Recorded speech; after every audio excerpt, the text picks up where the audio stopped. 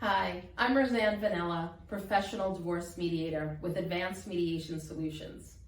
And I'm Madeline DiLeonardo, licensed professional counselor and nationally certified counselor. I am the executive director at Mind, Body, and Soul Therapy and Counseling.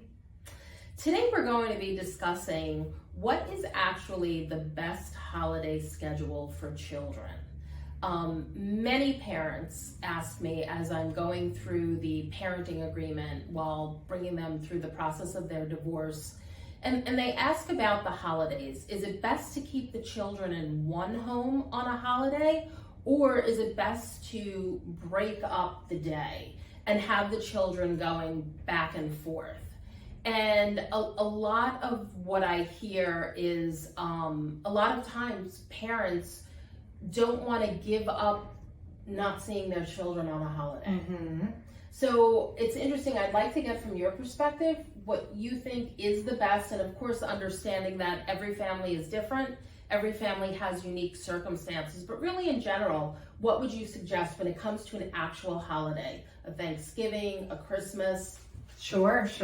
So I completely agree with that sentiment that there is no right answer. There is no exact situation that's going to work for each family, and each family is unique. That said, we do try to encourage families and parents specifically to try to put the children at the forefront and do what is best for them. So often parents feel anxiety or stress or worry or sadness, right, around the change and maybe the holiday looking different or not being with their children. At the same time, we want to avoid children feeling displaced, right, or like they're running all over for the day and they're not settled.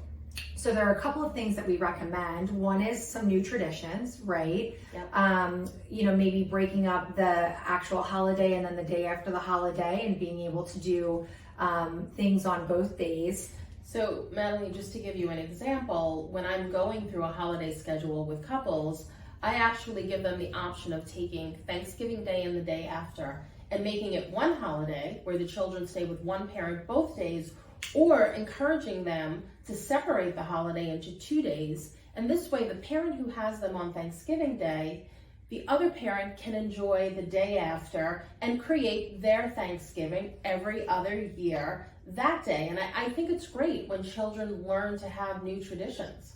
That's a great example, and I think that that's exactly right. Another thing that could be incorporated into that is something like video chatting on the day that you're not with your children, or coming up with some new traditions on your own so that you can process the feelings that you are having that are valid when you're experiencing those new traditions, or maybe you're not with your children that day. So those feelings are fair, and we want to have time and space to explore them, but we also don't want to project them onto the children in a way that leaves them feeling overwhelmed by all they need to do. So I think the takeaway for parents is to really sit back and think about, is the anxiety coming from yourself, your fear of not seeing the kids on a holiday, or do you think the kids are not going to do well? And I think that if you just focus on what is best for the kids, that will lead you to the right answer. Yep. Thanks.